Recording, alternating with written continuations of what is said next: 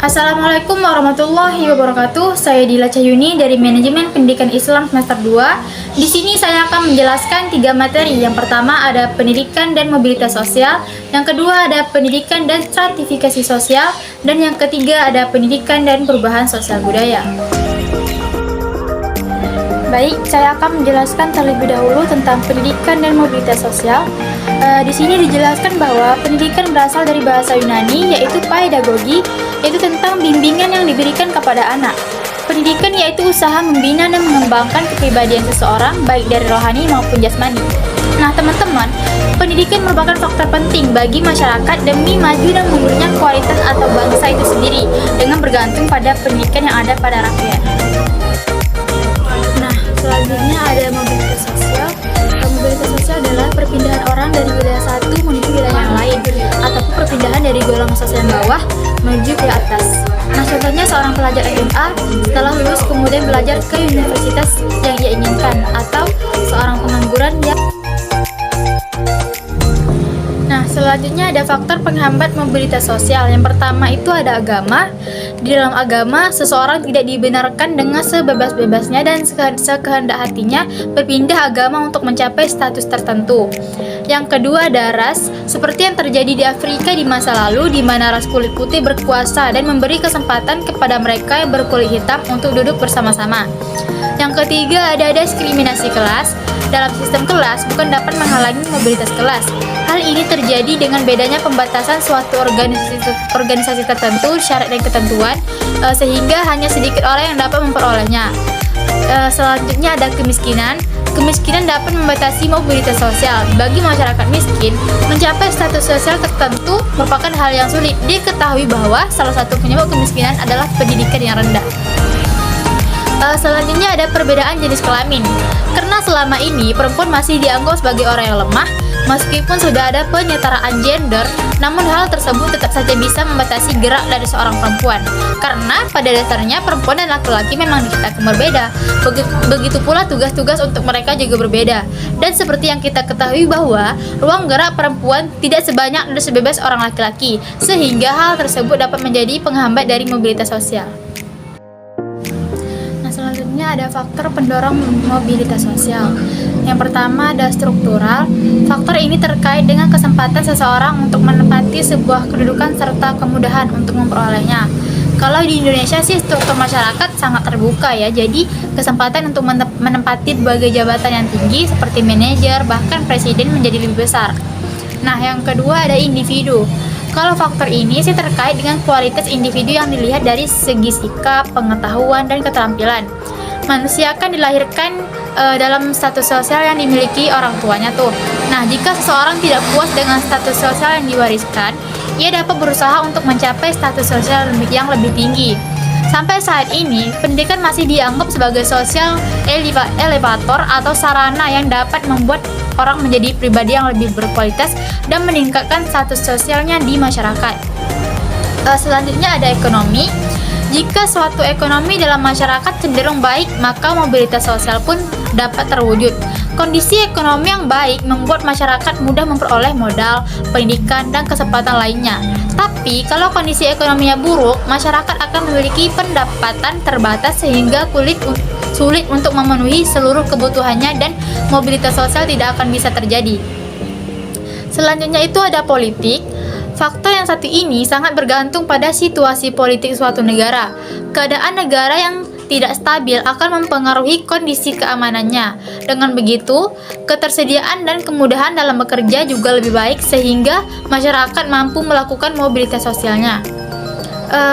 Selanjutnya ada kependudukan. Menurut data Badan Pusat Statistik, jumlah penduduk di Indonesia hampir selalu bertambah dari waktu ke waktu. Nah, pertambahan itu bisa mempersempit lahan pemukiman bahkan meningkatkan kemiskinan loh. Nah, makanya masalah kependudukan seperti ini mendorong individu dan pemerintah untuk mengarahkan masyarakat agar bermigrasi ke daerah lain sehingga mobilitas sosial pun terjadi. Saluran-saluran mobilitas sosial. Yang pertama itu ada angkatan bersenjata. Angkatan bersenjata merupakan saluran mobilitas sosial yang berperan penting dan masyarakat dengan sistem militerisme atau yang berada dalam keadaan perang. Seorang prajurit yang berjasa pada negara, baik dalam keadaan perang ataupun damai, akan sangat dihargai tinggi tanpa memperhatikan status atau kedudukan sosialnya. Selanjutnya ada lembaga keagamaan. Agama menjadi saluran mobilitas sosial melalui dua cara. Pertama, ajaran agama apapun pasti mewajibkan pemeluknya agar membela kaum lemah atau dengan kata lain meningkatkan kedudukan orang-orang dari lapisan terendah dalam masyarakat. Kedua, para pemimpin agama umumnya menduduki kedudukan sosial yang cukup terhormat di masyarakat. Selanjutnya ada lembaga pendidikan. Lembaga pendidikan adalah sebagai anak tangga mobilitas yang penting dan utama.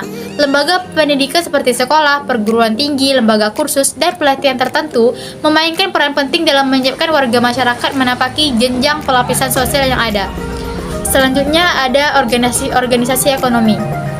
Organisasi ekonomi memiliki peranan penting sebagai mobilitas vertikal naik karena memberikan peluang untuk memperoleh pekerjaan, meningkatkan pendapatan, mengubah pola hidup, dan juga memberikan status simbol sebagai orang kaya, seperti pemilikan rumah mewah, mobil mewah, dan lain-lain.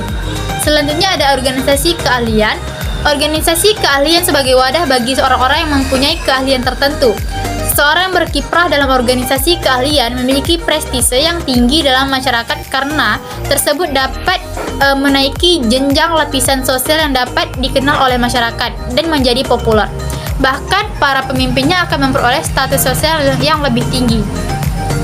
Selanjutnya ada lapisan pernikahan.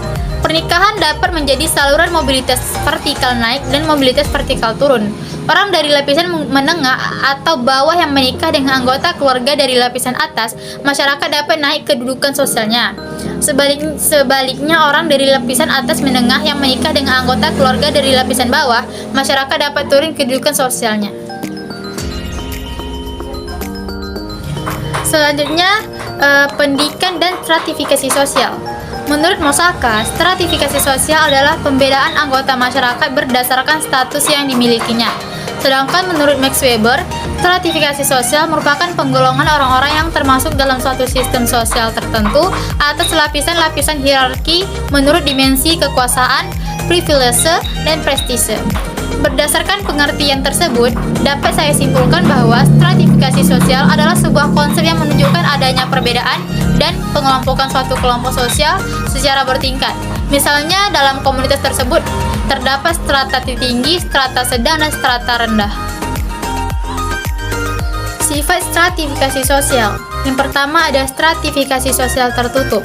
Pada stratifikasi sosial tertutup, mobilitas seseorang untuk bisa melaju dari satu lapisan sosial tertentu ke lapisan sosial lainnya sangat terbatas, khususnya dari lapisan sosial masyarakat kelas bawah ke lapisan sosial masyarakat kelas atas. Perpindahan atau mobilitas yang terjadi hanya secara horizontal, sementara perpindahan secara vertikal sangat sulit bahkan tidak bisa terjadi. Selanjutnya ada stratifikasi sosial terbuka. Stratifikasi sosial sangat berkaitan dengan mobilitas sosial atau perpindahan masyarakat. Pada stratifikasi sosial terbuka, semua orang dari semua lapisan bisa melakukan mobilitas sosial, baik mobilitas sosial naik maupun mobilitas sosial turun. Hal ini menghasilkan sistem pelapisan sosial yang bersifat dinamis. Yang terakhir ada stratifikasi sosial campuran. Stratifikasi sosial campuran, pada jenis ini konsep stratifikasi menunjukkan adanya perpindahan atau mobilitas sosial yang dilakukan individu dari stratifikasi yang tertutup menuju stratifikasi sosial yang terbuka. Stratifikasi sosial campuran ini merupakan gabungan dari stratifikasi sosial yang terbuka dan tertutup. Contohnya seperti pernikahan yang terjadi antara individu dengan strata kelas atas dengan kelas bawah.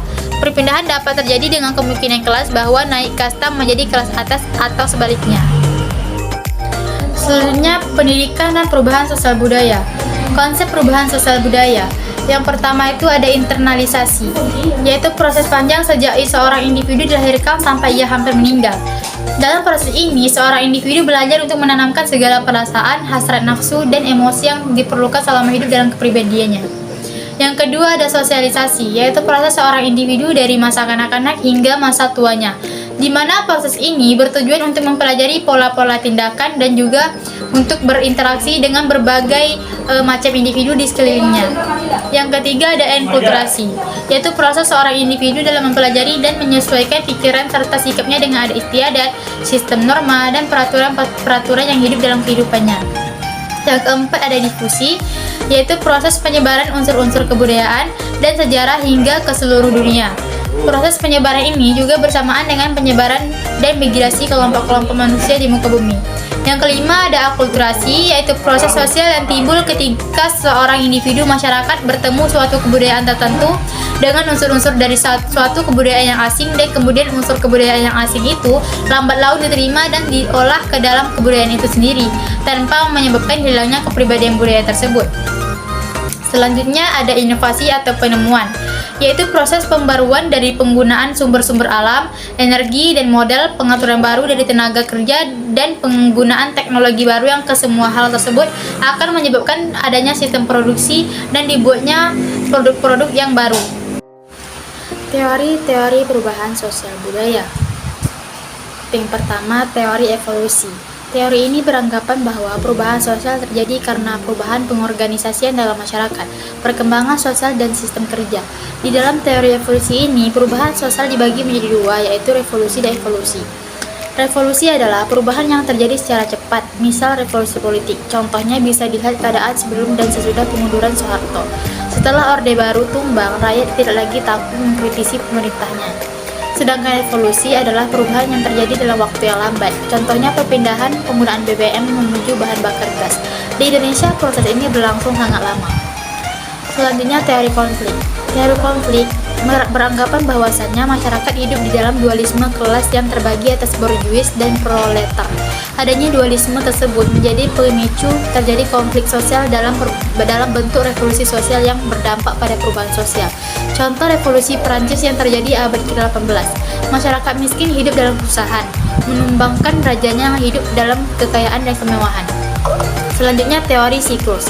Teori ini beranggapan bahwa perubahan sosial seperti roda yang berputar. Maksudnya adalah perputaran zaman adalah sesuatu yang tidak bisa dihindari dan dikendalikan oleh siapapun.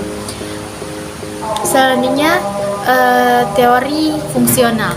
Menurut teori ini, perubahan sosial diakibatkan adanya ketidakpuasan di masyarakat karena kondisi sosial yang berlaku pada masa tertentu memengaruhi mereka. Perubahan tidak selalu membawa perubahan kepada semua unsur sosial. Ada beberapa yang tidak ikut berubah. Unsur yang tidak berubah akan mengalami ketertinggalan yang mengakibatkan kesenjangan kebudayaan. Misalnya, telepon umum dibuat agar masyarakat dapat berkomunikasi menggunakan telepon dengan mudah. Faktor-faktor yang mempengaruhi perubahan sosial. Yang pertama, faktor internal. Faktor internal adalah faktor yang berasal dari masyarakat itu sendiri. Faktor internal penyebab perubahan sosial yang pertama ada penemuan baru, dinamika penduduk, konflik sosial, dan pemberontakan. Pemberontakan dapat menyebabkan perubahan besar dalam masyarakat, misalnya revolusi industri di Inggris. Yang kedua ada faktor eksternal, adalah faktor yang berasal dari luar masyarakat. Faktor eksternal penyebab perubahan sosial yang pertama adalah pengaruh kebudayaan masyarakat lain. Pertemuan dua kebudayaan atau lebih yang memiliki perbedaan latar belakang budaya dapat menyebabkan perubahan sosial budaya. Perubahan tersebut dapat berbentuk melalui proses asimilasi atau penggabungan beberapa budaya menjadi budaya baru, atau akulturasi atau penggabungan beberapa budaya tanpa menghilangkan budaya aslinya. Apabila pengaruh kebudayaan bersifat damai dan tanpa paksaan disebut penetration pacific, hasilnya dari pengaruh tersebut dinamakan demonstration effect. Apabila kebudayaan masuk dengan paksaan dinamakan penetration violent. Apabila hubungan antara kebudayaan saling menolak karena kedudukan yang seimbang disebut cultural animosity. Yang kedua ada peperangan. Peperangan yang muncul antar kelompok atau antar negara dapat mengakibatkan perubahan sosial karena pihak yang menang dalam peperangan memiliki keleluasaan untuk menguasai pihak yang kalah. Yang ketiga ada bencana alam. Dapat menyebabkan masyarakat di suatu wilayah harus berpindah tempat tinggal sehingga mengakibatkan perubahan sistem hidup dan perubahan struktural.